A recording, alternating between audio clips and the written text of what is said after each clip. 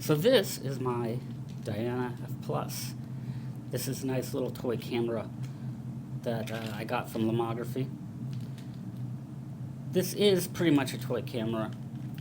It's all plastic, even the lens. It's all, well, I should say this lens is glass, but I had to buy this separate. If you buy the basic camera, you're just gonna get a plastic lens. So it is a toy camera, but it's a lot of fun. I've been having a lot of fun with it. It shoots normally 120 millimeter, which are rolls. It's a roll film. You can buy many types. Now I would pop this open normally and show you, but I have a roll in there, so I don't really want to pop it open because I would expose the roll. The camera itself isn't too expensive. I think it's a little on the pricey side, but that's supply and demand. It's popular, so the price is up a little bit. But you can find it fairly cheap. You might be able to buy it for 60-ish, between 60 and 70 in places. And if you're lucky, maybe on eBay or other places, maybe you could get it even cheaper. So there's that, if you look around a little bit. I think it's a little pricey for a full plastic camera, and a toy camera at that. But they are fun. They're a little versatile. Like this one comes with multiple lenses.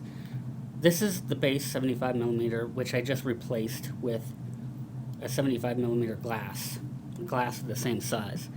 This is a super wide angle, so 38 millimeter super wide. And they make also, I believe it's a 55 millimeter wide and a macro attachment to go on that. And I would like to get that. That's it allows you to take a lot of close-ups. And maybe I should talk about that real quick. With this camera being a toy camera, you're not going to get an amazingly versatile amount of shots. You basically have bulb mode and normal mode. You have these little settings here for aperture, and there's not many of them, and they're not great. I believe it starts at like f8. I mean, I think it's f8, f16, and f22, I think. And the P is for pinhole. That's another fun thing you can do. You can take the lens off, you can take the whole thing off, and basically it'd be a pinhole camera. There's a flash you can get with it. The flash is kind of fun. I haven't had great luck with it yet, but right here in the middle is you can get these tiny little rectangle colored gel squares, and then slide them in from the left to right to color the flash when it goes off. There's a couple other accessories like a hot shoe, so you can actually put a hot shoe adapter on here to attach a different kind of flash. These are masks. Most people probably will never use these that come with the camera, and I haven't yet, but I plan on using them. They basically, when you take off the back of the camera, you can slide it in here like that, fasten it. I think I might play around with this some. You can get some interesting, fun effects. Like, for instance, if you stretch Saran wrap across here, and then you could like draw with marker on the Saran wrap, and then that will superimpose itself onto the film, right? Things like that. A lot of other crafty ideas. Here's a 35 millimeter back.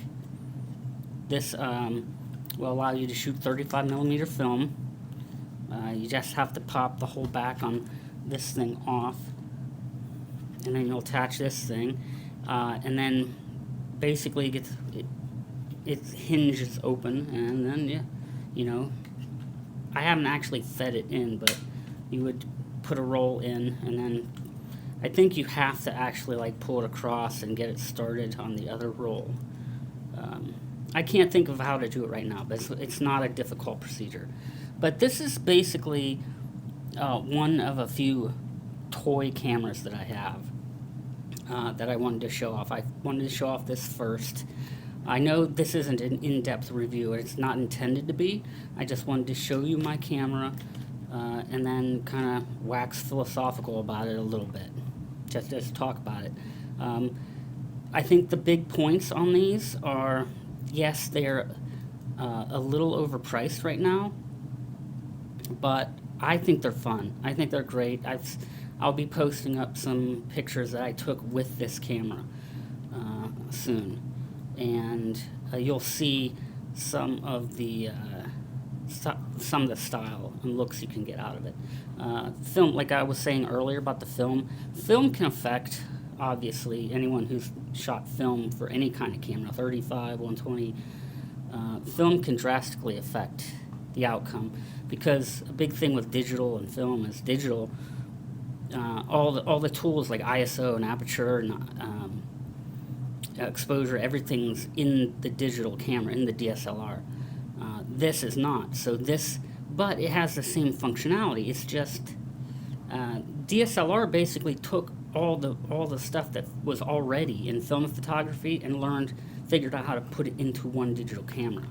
So if you're ever thinking about trying out film, there is a translation between all the tools and functionality of DSLR and the tools and functionality of film. It's the same either way. So, for instance, ISO is mostly handled by film. You can get a viewfinder, a separate thing called a viewfinder to help you with focus. You can get a light meter to help you with exposure.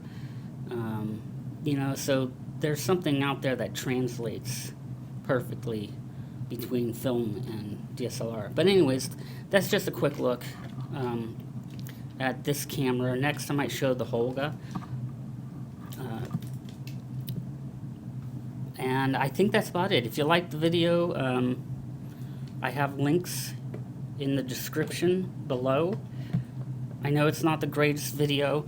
I tried to make a nice setup where it was nice and bright, and I didn't really feel like, to be honest with you, trying to do some kind of massive amount of editing. So I might try to make the video a little bit better after I go back and look at everything. But anyways, that's it for now. A quick look. It's already gone on longer than I wanted it to. Quick look at the Diana F Plus. You can buy it at Lomography. You can find it anywhere else. Get it cheap somewhere. I'd recommend trying to get it cheaper if I were you. But even though I kind of talk about the price being overpriced, it's still a fun camera to have. All right, thanks for watching, and I'll see you in the next video.